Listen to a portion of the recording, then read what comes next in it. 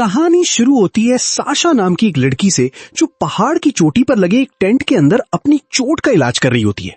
रात उसने अपने क्लाइंबिंग पार्टनर टॉमी के साथ उसी खतरनाक पहाड़ की ऊंचाई पर बिताई थी। सुबह होते ही दोनों फिर से समिट की तरफ निकल पड़ते हैं, लेकिन भाई ये क्लाइंब इतना आसान नहीं था। कई दिनों से दोनों उसी एक पॉइंट पर अटके हुए थे जहां पहुंचकर हर बार उनकी कोशिश फेल हो जाती थी। इस बार भी साशा पूरी जान लगाकर ऊपर चढ़ती है, लेकिन अचानक उसका पैर फिसल जाता है और वो नीचे गिरने लगती है। लकीली रोप उसे बचा लेती है। अब टॉमी साफ कहता है कि बस बहुत हो गया, वापस चलते। लेकिन साशा का माइंडसेट कुछ और ही था। उसको हर हालत में समिट तक पहुंचना था। वो फिर कोशिश करती है, लेकिन रिजल्ट वही, एक और गिरावट, और इस बार चोट भी लग जाती है। उधर मौसम भी धीरे धीरे खराब होने लगता है। टॉमी बार बार उसे समझाता है कि कंडीशंस डेंजरस होती जा रही हैं और उन्हें अपने ओरिजिनल प्लान पर टिके रहना चाहिए। काफी बहस के बाद साशा मान जाती है और दोनों वापस टेंट में लौट आते हैं। रात को टेंट के अंदर टॉमी दिल की बात बताता है। वो कहता है कि जब साशा उसकी बात इग्नोर करती है तो उसे बुरा लगता है। वो उसे समझाता है कि पहाड़ पर सिर्फ जिद नहीं, सही फैसला लेना भी जरूरी होता है। फिर वो एक ऐसी बात बोल देता है जो साशा को बिल्कुल पसंद नहीं आती। टॉमी कहता है कि उसे लग रहा है उसकी किस्मत अब उसका साथ नहीं दे रही। ये सुनकर माहौल थोड़ा ऑकवर्ड हो जाता है, लेकिन कुछ देर बाद दोनों के बीच सब ठीक हो जाता है। लेकिन उसी रात मौसम और ज्यादा खतरनाक हो जाता है। अब दोनों फैसला करते हैं कि समिट भूलो, पहले जान बचाते हैं और नीचे उतरते हैं। डिसेंट के दौरान टॉमी आगे निकल जाता है ताकि रास्ता चेक कर सके, लेकिन तभी अचानक एक भयानक स्नो एवलांच आ जाता है। कुछ ही सेकंड में टॉमी बर्फ के साथ नीचे गिर जाता है। रोप उसे बचा तो लेती है, लेकिन वो बेहोश हो जाता है। अब उसका पूरा वजन साशा को भी नीचे खींचने लगता है, और यहीं साशा की जिंदगी का सबसे ब्रूटल फैसला सामने आता है। या तो दोनों मरे या फिर एक। आखिरकार साशा कांपते हुए रोप काट देती है। टॉमी अंधेरी खाई में गिर जाता है और साशा उसे वहीं मरने के लिए छोड़ देती है। कुछ दिनों बाद हम साशा को एक सुनसान और रहस्यमयी जगह की तरफ गाड़ी चलाते हुए देखते हैं। जब साशा अपनी डेस्टिनेशन पे पहुंचती है तो उसे बताया जाता है कि यहाँ सैटेलाइट सिग्नल काम नहीं करता और जीपीएस भी बेकार है, इसलिए मजबूरी में उसे पुराना पेपर मैप इस्तेमाल करना पड़ता है। कुछ देर ड्राइव करने के बाद वो एक जगह रुकती है, थोड़ा रेस्ट करती है और खाना खाती है, लेकिन वहीं बैठे बैठे उसे टॉमी की याद आने लगती है। उसके दिमाग में बार बार उस हादसे की फ्लैशबैक्स चलने लगती हैं। थोड़ी देर बाद वो फिर से सफर शुरू करती है और एक छोटी सी दुकान पे पहुंचती है, लेकिन इस दुकान की सबसे अजीब चीज थी वहां लगी मिसिंग पीपल की ढेर सारे पोस्टर्स। दुकान का एक कर्मचारी उसे वार्निंग देता है कि इस जंगल में लोग अक्सर गायब हो जाते हैं, इसलिए ज्यादा अंदर जाने की गलती मत करना। साशा उसकी बात सुनकर आगे बढ़ जाती है और दूसरी दुकान पे जरूरी सामान खरीदने पहुंचती है, लेकिन तभी एक अजीब आदमी उसे परेशान करना शुरू कर देता है। मामला धीरे धीरे बढ़ने लगता है। तभी बेन नाम का एक शख्स बीच में आता है और उस आदमी को रोक देता है। बाद में बेन उससे माफी भी मांगता है। शॉपिंग खत्म करने के बाद साशा वापस अपनी कार के पास आती है, जहां उसकी मुलाकात फिर से बेन से होती है। जीपीएस बंद होने की वजह से वो उससे ग्रैंड एल्रो का रास्ता पूछती है। बेन उसे रास्ता बताता है और साथ में एक सीक्रेट कैंपिंग स्पॉट की भी सलाह देता है। उसके मुताबिक वहां का व्यू इतना खूबसूरत है कि लोग उसे कभी भूल नहीं पाते। साशा उसकी बात मान लेती है। रात होते होते वो उसी जगह पहुंचकर गाड़ी पार्क करती है, लेकिन ज्यादा देर नहीं गुजरती कि कुछ हंटर्स भी वहां आकर अपना कैंप लगाना शुरू कर देते हैं। उन्हें देखकर साशा थोड़ा अनकंफर्टेबल महसूस करती है और वहां से निकलने का सोचती है। तभी दुकान वाला वही अजीब आदमी उसके पास आता है और कहता है कि वो लोग सिर्फ दोस्ती करना चाहते हैं, लेकिन साशा उसे पूरी तरह इग्नोर कर देती है। उसके जाने के बाद भी कैंप में हो रहा शोर उसे सोने नहीं देता। अगली सुबह वो अपना सामान उठाती है और सफर जारी रखती है। इस बार उसे एक नाव से खतरनाक और तेज बहाव वाले पानी को पार करना होता है। रास्ता इतना मुश्किल होता है कि बीच में नाव पलट जाती है, लेकिन साशा हार नहीं मानती। किसी तरह खुद को संभाल कर आगे बढ़ती रहती है। रास्ते में उसे कुछ ऐसे सामान मिलते हैं जो शायद दूसरे लोगों के थे, लेकिन वहां कोई इंसान नहीं दिखता। ये देखकर माहौल और भी क्रीपी हो जाता है। उस रात वो फिर से कैंप लगाती है। अगली सुबह अचानक उसे दूर जंगल से किसी की चीख सुनाई देती है। वो आवाज की तरफ दौड़ती है, लेकिन वहां पहुंचकर उसे कुछ भी नहीं मिलता। और जब वो वापस अपने टेंट के पास लौटती है तो अंदर एक सांप बैठा होता है। अब साशा फैसला करती है कि यहां रुकना सेफ नहीं है। वो जंगल के और अंदर बढ़ती है। तभी उसे एक पुराना शेल्टर दिखाई देता है। जगह देखकर साफ पता चलता है कि यहां कोई रहता है। जैसे ही वो आसपास देखने लगती है, उसे एहसास होता है कि ये जगह बेन की है। वही बेन जिसने पहले उसकी मदद की थी। बेन उसे देखकर मुस्कुराता है और पहली बार प्रॉपरली अपना परिचय देता है। साशा उसे बताती है कि उसका फोन, खाना और बाकी जरूरी सामान कोई चुरा ले गया है। बेन माफी मांगते हुए कहता है कि वो लकी है क्योंकि उसके पास हमेशा एक्स्ट्रा सप्लाईज रहती हैं और वो उसकी मदद कर सकता है। साशा राहत की सांस लेती है और उसकी मदद स्वीकार कर लेती है। बेन उसे खाना भी देता है, लेकिन साशा को एक बात समझ नहीं आती। वो पूछती है कि आखिर वो उसकी इतनी मदद क्यों कर रहा है। बेन जवाब देता है कि बचपन में उसकी माँ उसे इसी जगह लाया करती थी और तब से उसे यहां आने वाले लोगों की मदद करना अच्छा लगता है। लेकिन तभी माहौल अचानक बदल जाता है। बेन कहता है कि उसने पिछली रात उसे कैंप साइट पर देखा था। फिर वो पूछता है, तुमने उन लोगों को मौका क्यों नहीं दिया? ये सुनते ही साशा अनकंफर्टेबल हो जाती है।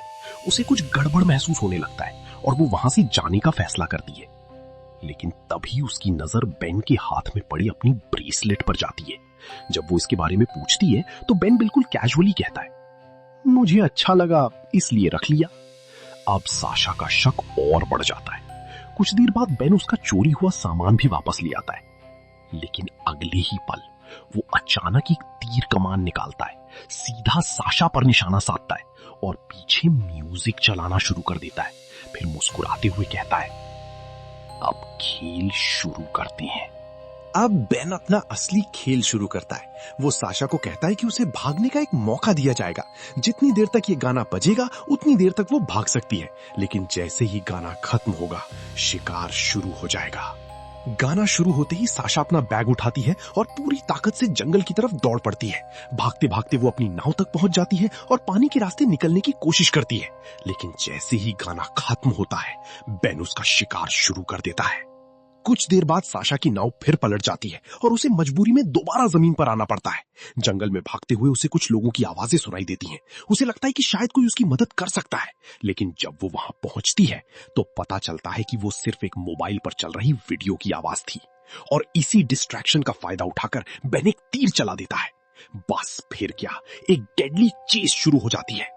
बेन का एक तीर साशा के बैग में लग जाता है। वो अपना बैलेंस खो देती है और सीधे एक ऊंची चट्टान से नीचे उफनते पानी में गिर जाती है। किसी तरह मौत से लड़ते हुए वो बाहर निकल आती है। फिर जल्दी से कपड़े बदलती है, थोड़ा खाना खाती है और आगे बढ़ जाती है।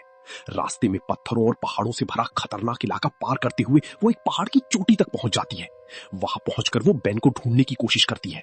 शुरुआत में उसे वो कहीं नहीं दिखता, लेकिन तभी उसे बेन की आवाज सुनाई देती है और कुछ ही सेकंड बाद वो उसे नीचे जंगल में तलाश करते हुए दिख जाता है।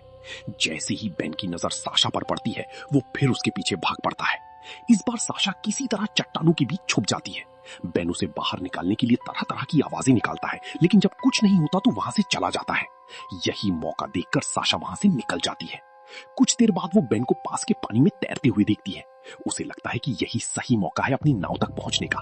वो चुपचाप नाव के पास पहुंचती है और रस्सी खोलने लगती है, लेकिन अचानक कुछ उसके पैर में जोर से फंस जाता है। साशा दर्द से चीख पड़ती है और यही चीख उसकी लोकेशन रिवील कर देती है। असल में बेन ने पानी के अंदर ट्रैप लगाया हुआ था। कुछ ही सेकंड में बेन वहां पहुंच जाता है और उसे घसीटकर नदी से बाहर निकाल देता है। अब वो साशा को मारने ही वाला होता है, लेकिन तभी साशा उसके चेहरे पर पेपर स्प्रे मार देती है। बेन कुछ देर के लिए अंधा सा हो जाता है। साशा खुद को छुड़ाने की कोशिश करती है, लेकिन बेन जल्दी रिकवर कर लेता है और फिर से उसे पकड़ लेता है। दोनों के बीच जबरदस्त स्ट्रगल होती है। इसी दौरान बेन उससे स्प्रे फेंकने को कहता है। साशा गुस्से में पूछती है, क्या तुम्हें ये सब कोई गेम लगता है? लेकिन बेन का जवाब और भी डरावना होता है। वो कहता है, ये गेम नहीं है, ये रिचुअल है।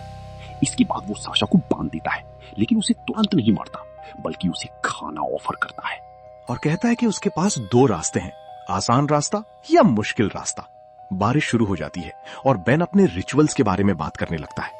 अगले दिन वो साशा को अपनी नाव में बैठाकर कहीं ले जाता है। रास्ते में साशा उससे बातें करके उसका ध्यान भटकाने की कोशिश करती है ताकि भाग सके, लेकिन बेन उसकी चाल समझ जाता है और उसे सीधे पानी में धक्का दे देता है। फिर भी साशा हार नहीं मानती, किसी तरह जिंदा बच जाती है। आखिरकार दोनों एक रहस्यमयी गुफा तक पहुंचते हैं, लेकिन अंदर जो साशा देखती है वो उसकी रूह तक हिला देता है। यही वो जगह थी जहां बेन अपने शिकारों को लाता था। दीवारों और आसपास के सबूत देखकर साफ पता चलता है कि मिसिंग पोस्टर्स में दिख रहे कई लोग यहीं मारे गए थे। बेन बताता है कि बाकी लोग ज्यादा देर तक नहीं लड़े, लेकिन साशा अलग है। फिर वो अपनी बीमार सोच समझाते हुए कहता है कि दुनिया में कुछ भी वेस्ट नहीं होना चाहिए। जैसे जैसे वो करीब आता है। साशा उससे पूछती है कि आखिर उसके साथ हुआ क्या था। तभी पता चलता है कि उसके दांत असली भी नहीं है। कुछ देर बाद बेन वापस आता है और साशा को गुफा के और अंदर घसीट कर ले जाता है। अब वो अपने रिचुअल की आखिरी तैयारी कर रहा था। लेकिन यहां से कहानी सिर्फ सर्वाइवल नहीं, एक साइकोलॉजिकल बैटल बन जाती है। बेन खुद को किसी पवित्र मिशन का हिस्सा मानता है। वो कहता है कि वो साशा को मार नहीं रहा, बल्कि उसकी जिंदगी को मायने दे रहा है। उसके मुताबिक वो उसे इंपॉर्टेंट बना रहा है। लेकिन साशा अब टूटने वाली नहीं थी और अचानक वो पलटवार करती है और बेन के कान का एक हिस्सा काट खाती है। बस फिर क्या, दोनों के बीच खतरनाक लड़ाई शुरू हो जाती है। मौका देखकर साशा पास के वाटरफॉल में छलांग लगा देती है। बेन भी उसके पीछे कूद जाता है। दोनों एक रस्सी से जुड़े हुए होते हैं, लेकिन वाटरफॉल के नीचे वो रस्सी कहीं फंस जाती है। अब हालात ऐसे बन जाते हैं कि दोनों एक साथ डूबने वाले होते हैं और मौत दोनों के बिल्कुल सामने खड़ी होती है। लेकिन तभी रस्सी अचानक छूट जाती है। वाटरफॉल के नीचे बची अफरा तफरी में बेन का सिर एक चट्टान से टकरा जाता है और वो बेहोश हो जाता है। उधर साशा भी लगभग डूबने वाली होती है, लेकिन किसी तरह खुद को आजाद कर लेती है। वो वहां से भागने की कोशिश करती है, लेकिन तभी बेन को होश आ जाता है। अब साशा मौका देखकर उसे पानी में डुबोकर मारने की कोशिश करती है, लेकिन बेन उससे कहीं ज्यादा ताकतवर था। वो पलटकर साशा को पकड़ लेता है और उसका गला दबाने लगता है। कुछ ही सेकंड में साशा की सांस रुकने लगती है, लेकिन तभी कुछ अजीब होता है। बेन अचानक रुक जाता है और फिर उससे माफी मांगते हुए उसकी जान बख्श देता है। साशा को यकीन ही नहीं होता, लेकिन वो इस मौके को हाथ से जाने नहीं देती। जैसे ही बेन पीछे हटता है, साशा एक बड़ा पत्थर उठाकर उसकी टांग पर पूरी ताकत से मार देती है। ट्रक! बेन का टखना पूरी तरह टूट जाता है। हालांकि इस लड़ाई में साशा भी घायल हो जाती है। अब दोनों एक ऐसी जगह फंस चुके थे जहां से निकलना आसान नहीं था। रात वहीं गुजरती है। बेन धीरे धीरे खून बहने की वजह से कमजोर होता जाता है। दिन बीतते हैं और उसकी टूटी हुई टांग में इंफेक्शन फैलना शुरू हो जाता है। अब हालात इतने खराब हो चुके थे कि बेन खुद चल भी नहीं पा रहा था। तभी साशा उससे पूछती है कि सबसे नजदीकी सिविलाइजेशन कितनी दूर है। बेन बताता है कि वहां तक पहुंचने के लिए लगभग 12 दिन पैदल चलना पड़ेगा। ये सुनकर साशा समझ जाती है कि उनके पास समय नहीं है। वो साफ कह देती है, आज हमें माउंटेन समिट तक पहुंचना ही होगा, वरना मैं बस तुम्हारे मरने का इंतजार करूंगी और फिर अकेली निकल जाऊंगी। इसके बाद साशा एक डील रखती है, अगर बेन उसे आजाद कर दे तो वो उसकी मदद करके उसे पहाड़ पर चढ़ा देगी। कुछ सोचने के बाद बेन मान जाता है, लेकिन एक शर्त पर। वो कहता है कि समिट पहुंचने के बाद ही वो उसे पूरी तरह आजाद करेगा। अब दोनों एक अजीब पार्टनरशिप में पहाड़ चढ़ना शुरू करते हैं। इस बार आगे साशा होती है और पीछे घायल बेन। क्लाइंब बेहद खतरनाक थी। एक जगह बेन को अचानक कुछ गलत महसूस होता है और वो साशा को नीचे खींच लेता है, लेकिन साशा संभल जाती है और चढ़ाई जारी रखती है। धीरे धीरे वो समिट के करीब पहुंचने लगते हैं, लेकिन साशा के दिमाग में कुछ और ही चल रहा था। वो चुपचाप रोप सिस्टम को एडजस्ट करने लगती है और आखिरकार उसे मौका मिल जाता है। वो खुद को बेन से अलग कर लेती है। अब सारी पावर उसके हाथ में थी। बेन नीचे लटका हुआ था और उसकी जिंदगी एक रस्सी पर टिकी थी। कुछ सेकंड तक दोनों एक दूसरे को देखते रहते हैं। फिर साशा वही फैसला लेती है जो कभी टॉमी के साथ लिया था। वो रस्सी छोड़ देती है। बेन सीधे गहरी खाई में गिर जाता है और इस बार उसकी मौत तय थी। अब साशा बिल्कुल अकेली रह जाती है, लेकिन एक और समस्या थी। उसके पास अब कोई रोप नहीं बची थी। मतलब बाकी का पहाड़ों से बिना किसी सेफ्टी के चढ़ना था। एक छोटी सी गलती और सीधी मौत। फिर भी साशा हार नहीं मानती। कई बार उसका बैलेंस बिगड़ता है, कई बार ऐसा लगता है कि अब वो गिर जाएगी, लेकिन आखिरकार वो समिट तक पहुंच जाती है। वो जगह जिसके लिए उसने इतना कुछ खोया था। टॉमी, अपनी शांति और लगभग अपनी जान भी। समिट पर पहुंचने के बाद साशा जंगल के रास्ते आगे बढ़ती है। काफी भटकने के बाद आखिरकार कुछ लोकल लोग उसे देख लेते हैं। वो उसकी मदद करते हैं और उसे गाड़ी में बैठाकर वापस उसी पहली दुकान तक ले जाते हैं जहां उसकी यात्रा शुरू हुई थी। वहां पहुंचकर साशा उसी आदमी से मिलती है जिसने उसे मिसिंग पीपल वाले पोस्टर्स दिखाए थे। इस बार साशा उसके सामने एक सच्चाई रखती है। वो कहती है, मुझे पता है उन गायब हुए लोगों के साथ क्या हुआ था। कुछ दिनों बाद पुलिस और अथॉरिटीज उस गुफा तक पहुंचते हैं। वहां से कई लापता लोगों के शव बरामद किए जाते हैं।